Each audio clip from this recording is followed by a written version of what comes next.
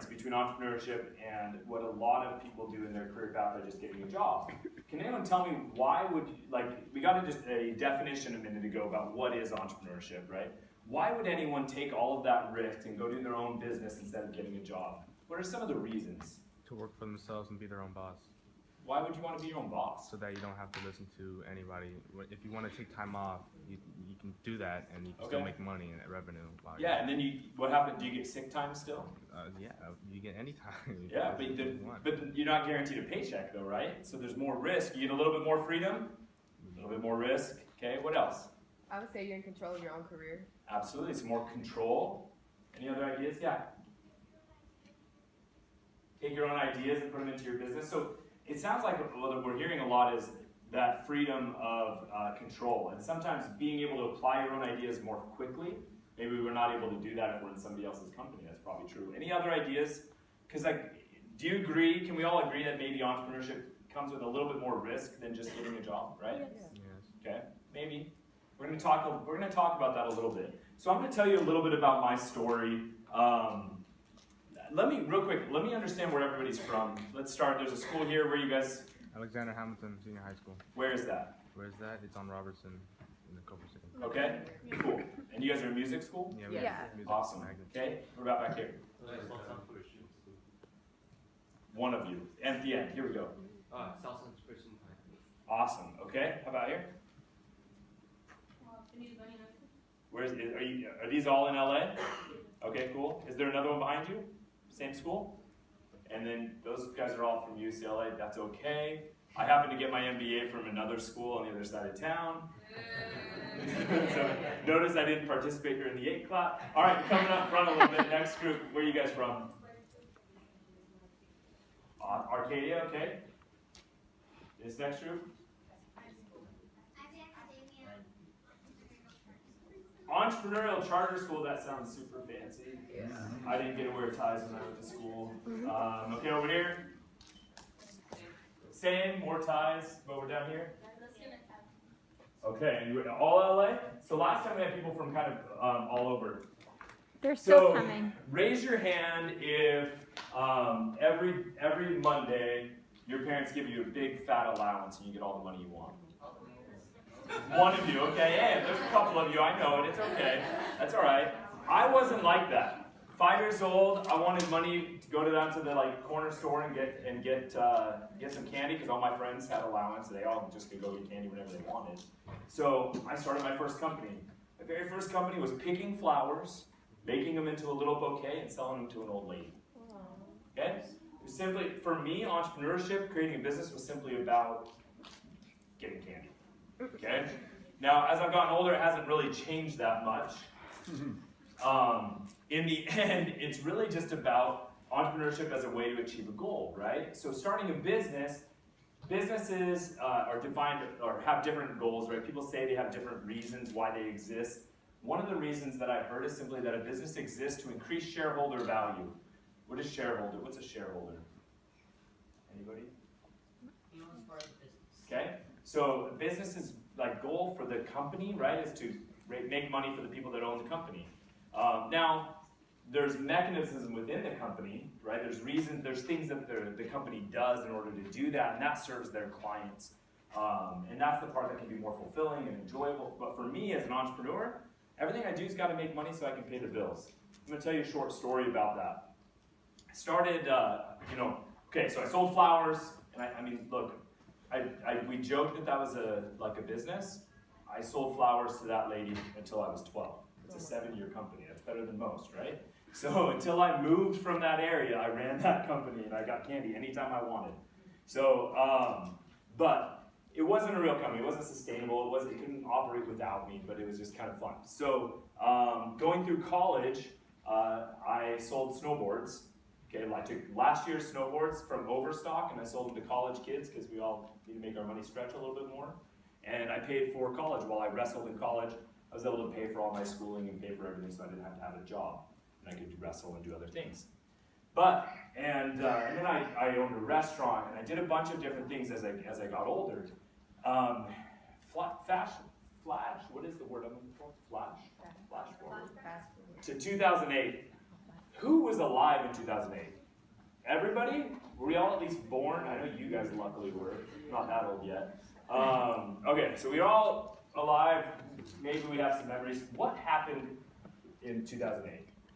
Market crash. Obama. Market crash. Market crash, okay?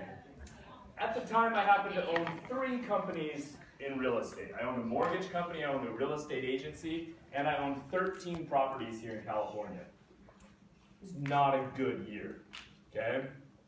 Things got dark, yeah. I just need to let the teachers know teacher boot camp is starting in room C307. If there are any teachers here that need to go, now would be a good time. C303. All right, teachers, you're excused. What, Shirley? What else? What did you need? A sign-on for the computer. It's just guest UCLA, and it's no password. Okay, we good? So the market crashed. It was not a good time for me. And even though again, I'm an entrepreneur, I create businesses, that's what I do. Things got dark really fast. At this time, I had 3 kids.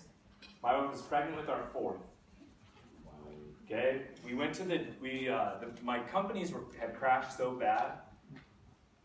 We drove to the doctors for the ultrasound appointment. I had negative $17,000 in my bank account. Okay, I'll explain why that happened if you want, but okay, bank account was not in a good state. I had a PayPal card from selling some stuff on eBay that had $17 in it. I used that for gas to get home from the doctor's appointment when I found out my youngest was going to be a boy.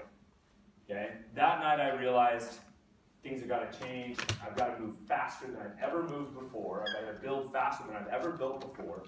So I bought a 10-cent domain, because that's about all I had. Right? There's a .info domain on sale. So I bought a .info domain on sale. I built a WordPress site.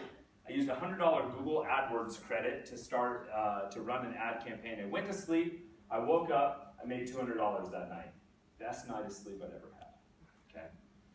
So what I learned in that experience is that that taking my business online, I was able to move faster than ever.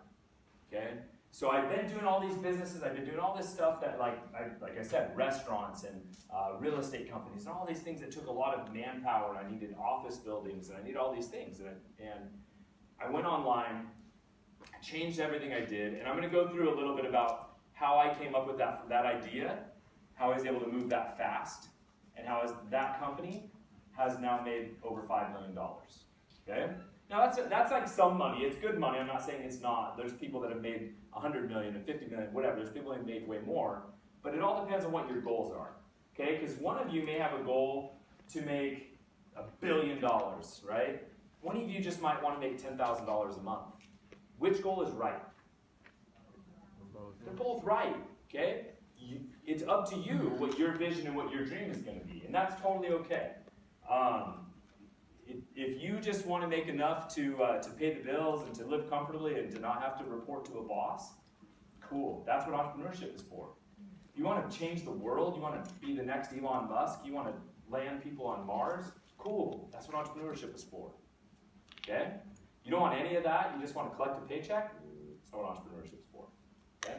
So we're going to talk a little bit about ideation and about coming up with your next big idea, no matter how big it's going to be. Now, I've created a lot of businesses.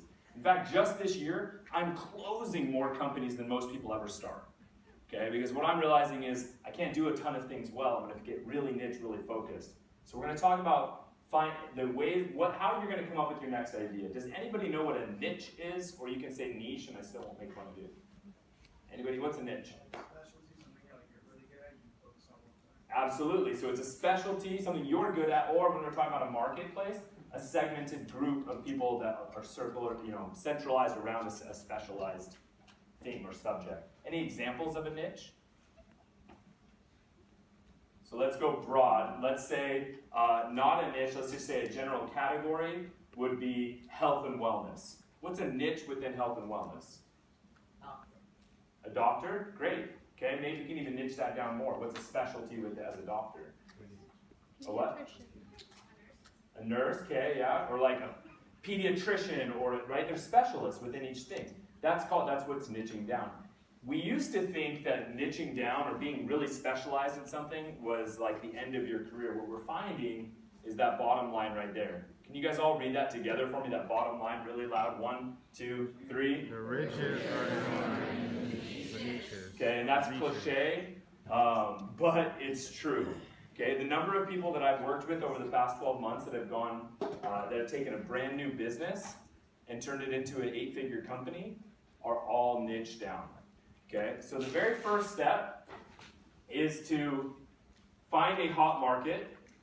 Okay, so who do you want to serve? Who do you want to work with? So some people see these pictures of kids today, and they say, man, these kids, none of these kids are paying attention. You know what I say?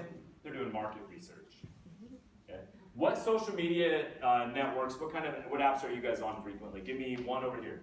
Instagram. Snapchat, Instagram, absolutely. Facebook. Any others? Twitter. Anybody miss Vine? I miss Vine. Yeah. MySpace. YouTube, absolutely. Okay. All of those things you're on, okay, are potential places for you to market your business. All of those places, all of those things. Hi guys. What school are we coming in from? Cool, we missed you. We're glad you're here. You missed a sad story. I almost cried. No, it's okay. We're glad you guys are here. Okay, so when you are starting your brainstorming on who you want to serve, what kind of company you want to do, so don't start with what business you want to do. Okay? Start with who you want to serve. Then, just start listing the niches that you can think of. So think of, so when you're on, somebody said YouTube, right? So on YouTube, there's a ton of different types of channels. Give me a couple different types of channels on YouTube. Gaming channels. Gaming channels, sport channels, DIYs, unboxings, reviews, critics, right? Now within each of those, can you niche down again? Gaming channels, okay, we're only going to do first-person shooters, or we're only going to do Minecraft. Like the #1 YouTuber is who? Does anyone know? PewDiePie? He's racist. In a tight race with Dan TDM, right? Minecraft, that's all they freaking did when they started. They niched down, okay? And they focused on basic 1 or 2 games or 3 games and really focused on those things, and they did that, and they did that well. Let me come back. I forgot which one the lasers. There it is. All right. So and so as you're kind of making, just first thing, this is the only, I don't know. I try to find pictures that make sense. This is brainstorming. Does that make sense? Yes. Okay. Whatever. Do it on paper. Do it on notes. Do it on your phone. I don't care. Just start making a massive list. There's no wrong answers when you're brainstorming. Just put everything down. Any niche idea you have, any organization you can think of. What things are you a part of? You guys, you got music groups over here. You got whatever you like, right? Start there because that's what you know. What Facebook groups are your parents in? Some of you actually said you're on Facebook. What kind of things, the number of Facebook groups that are specialized and niche down, right? Tons of them. It's all market research. Where? What groups exist? Where are people already congregating around certain topics? What other social media groups do you participate in? Are you on certain Reddit threads? Are you, okay, I don't know. Where are you? Where else are you? Where do you go? Is anybody really passionate about something? Yes. Ice skating. Where do you go to read about ice skating? You just go do it yourself, talk to your friends about it? Do you watch YouTube videos on people doing certain tricks? Okay, cool. And in the comments there, you probably can see other people talking about those tricks, commenting. Cool. Anyone else? Back there, back. Baseball? Did you have a good night last night or a bad night last night? Good night? Okay, cool. Where do you go to talk to people about baseball? Okay, so in real life, you go to talk to people. Awesome. Anywhere online? Okay, Instagram, comments, right? So there's probably people on Instagram that have a ton of followers that essentially have created a community, right?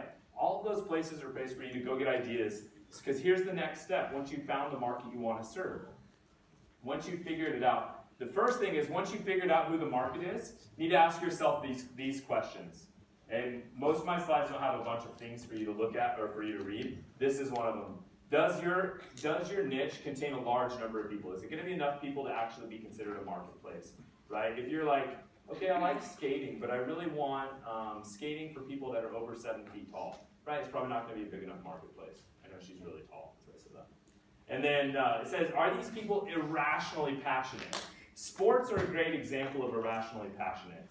Because even when your team is getting beat, you're like, my team's the best, right? It's like, no, look at the scoreboard. It's like, no, my team's the best, right? So is your market irrationally passionate about what they're doing, what you're talking about?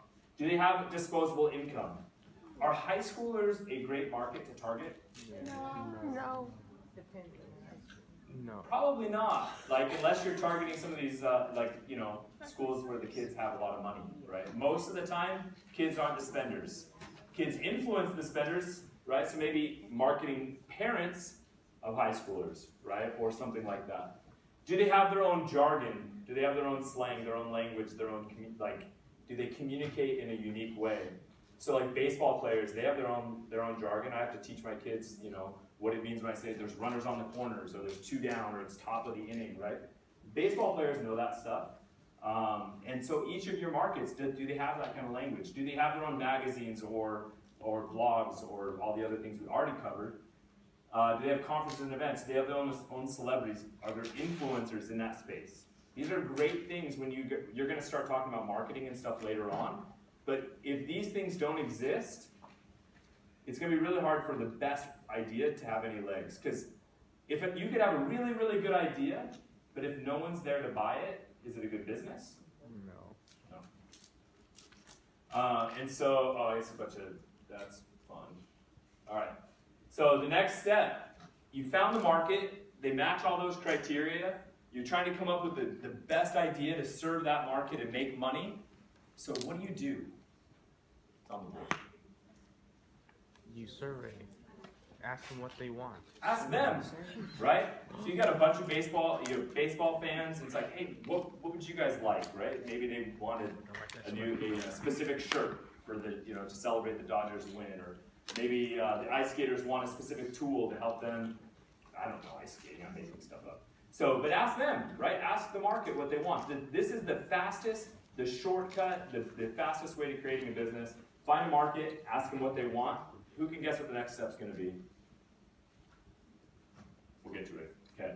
And then once you've asked them what they want, you got to get that idea, right, into a simple, communicated, 1-sentence customer benefit statement. Anybody remember the old school iPod? Does anyone remember when it was launched? Actually, it wasn't that long ago. Some of the MBAs probably remember. So this was huge. And did anyone see the movie of Steve Jobs? No. Okay, so he's walking around with a Discman, right? Does anyone remember the CDs? Yeah.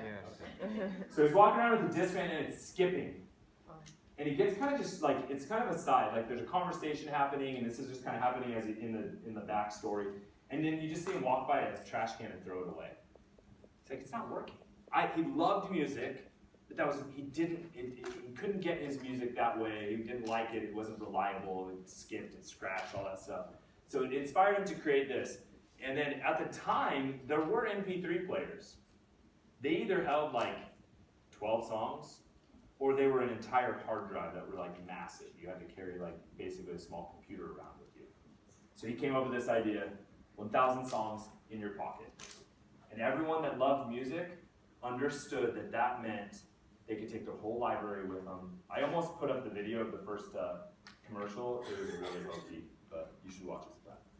Okay. Then we're going to talk about the next step of testing, creating, and really fleshing out this idea. Because one of the things I want to warn you about as you start to get into this wonderful world of entrepreneurship is getting so deeply invested in an idea that if the market's telling you it's not any good, that you keep doing it, right?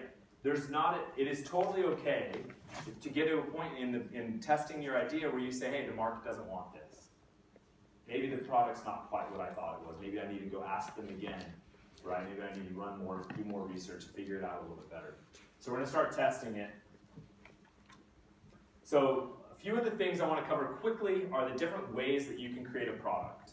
Okay, when I did that first product that's sold a few $1 million now, so these are the 5 ways, I call it the product pyramid, of products you can sell. So the first one is affiliate marketing. We'll start at the bottom, number 5. Does anyone know what affiliate marketing is? Okay. See, affiliate marketing is simply like getting a referral fee. Basically, like you make a connection, and for making that connection, you get a cut of the deal. So let's say, I don't know, you got a phone case, right? And you love phone cases, so you do a review site on phone cases, and then you put all the vendors, the websites that sell phone cases on your site, and anytime someone clicks from your review site over to that phone case and buys one, the company that sold the case sends you a check, right? Pretty straightforward. And there's plenty of people making millions of dollars doing simply that, just review sites.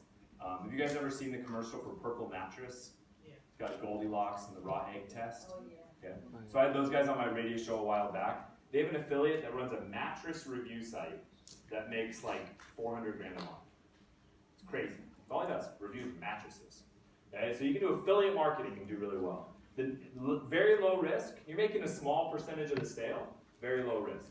As you work your way up this pyramid, you have greater risk and greater margin, or potentially more profit. So then drop shipping is how I got started with that product that I was talking to you about. So sell other people's products yourself, but then have the other company ship from their inventory. Working our way up. Private labeling. We can, seriously, ask me questions after this if you haven't, but these are just different ways that you can launch a product. Okay, private label is simply say, I'm going to use that, continue using that phone case example. Let's say that you have a phone case, you don't want to just sell it as someone else's, you want to put your logo on it and say, hey, this is my product, even though you didn't make it, all you did was put your logo on it. It's called private labeling. Happens all the time in like doctor's offices with supplements, things like that, right? There's private labeling happens all the time. Then licensing, you can either, you have a great idea, but maybe you don't have the warehouse and all the factory and everything. You can either license your idea to someone else, or you can license something license somebody else's idea and sell that as your own. And then the top of the one is if you're really going to go all in, you're going to make it yourself. And this manufacturer, that can be for a physical product, be an information product, it can be an app, right? But that's like the top of the pyramid. That's you're all in, you're building everything, you're running the whole process flow, okay, the whole company. Now, the next step is what I call micro-testing. So you have this amazing idea, you think it's going to change the world, you think that you've just come up with the next, the next iPod, right? How do you know if the market's going to want it? Do you just ask, hey, you said you guys wanted this, now here it is, or, so what I do is I do micro-tests.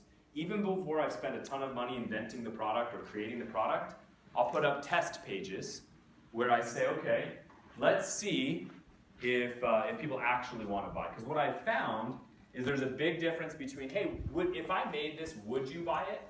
And hey, this is for sale. Buy it. Will you buy it right this minute? Okay, does that make sense? So there's a lot of tools that you can use to really easily test this stuff. Right? There's sites like ClickFunnels or Shopify. My very first one I told you I did just on a WordPress site. But there's a ton of free website builders that you can just use to put up a website, put up a basic product description, drive some traffic to it, even if you're just sending your family and friends there, but actually having them take the step to start to purchase. Does anybody here have a penny board? A couple people. So I had a penny board site for a while. And I didn't know if the market was going to respond, so I set up a simple website that had pictures of it, and then it said, hey, it had a price point, and it said, order it right now, enter your name, your email, your phone number, and go to the next step. So I had, they saw the price, they put in that much information, they clicked next step, and it said, hey, sorry, we're out of stock, we'll let you know when we're back in stock. I didn't have any stock yet. I just wanted to see if people were actually going to take that step to purchase it.